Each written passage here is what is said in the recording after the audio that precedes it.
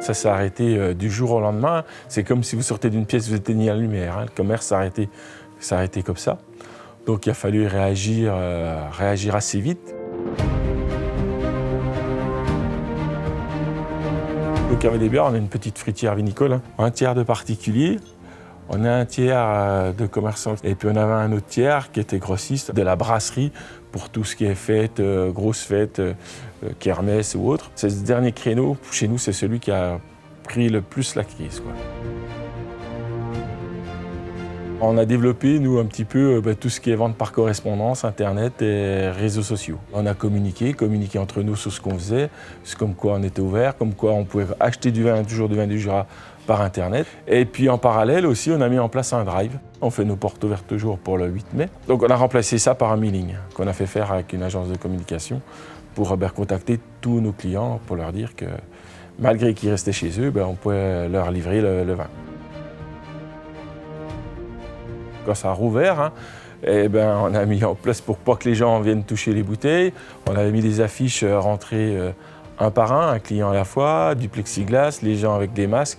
Enfin, on a tout fait pour protéger nos clients, mais en premier, il faut l'avouer, nous aussi, quoi.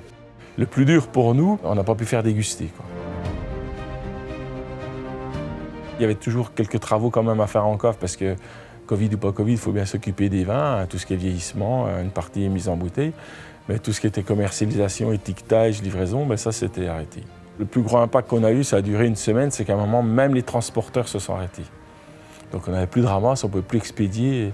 Ça a duré une semaine, mais ça c'était la période la plus difficile. Pour avoir nos mises en bouteille, par rapport aux entreprises, aux prestataires de services, il a fallu mettre en place toute une charte supplémentaire de respect sanitaire. 2020 est un millésime vraiment exceptionnel dans tous les sens, et donc on était précoce et on embauchait du monde pour la vigne. Donc là, ça nous a permis de trouver du personnel sans problème pour pouvoir travailler correctement nos vignes, puis les amener comme il faut au bout. On est en partenariat avec plusieurs fruitières à Comté. Les gens dans nos villages, quoi que ce soit, sont revenus faire travailler les commerces locaux. En même temps qu'ils vendaient le fromage, ils vendaient du vin. On a la chance d'avoir du personnel, que ce soit aussi bien dans les bureaux, à la cave, ou mes collègues coopérateurs, la vigneron, qui sont assez dynamiques. Donc c'est notre dynamisme qui a fait qu'on a réagi correctement. Il ne faut plus attendre chez soi que le client vienne ou qu'est-ce qu'on va faire, puis se regarder dans le blanc des yeux.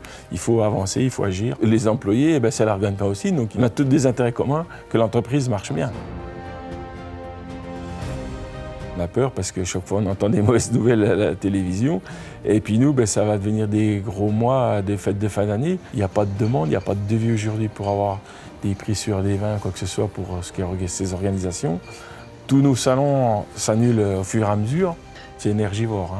Une crise, c'est vraiment, ça vous prend énormément de temps. Puis les retombées ne sont pas toujours évidentes aussi. Vous mettez beaucoup d'investissements en temps sur un produit, sur quoi que ce soit. C'est toujours frustrant quand on s'investit et que ça ne marche pas, mais il faut persister. Puis en persistant, ça a marché.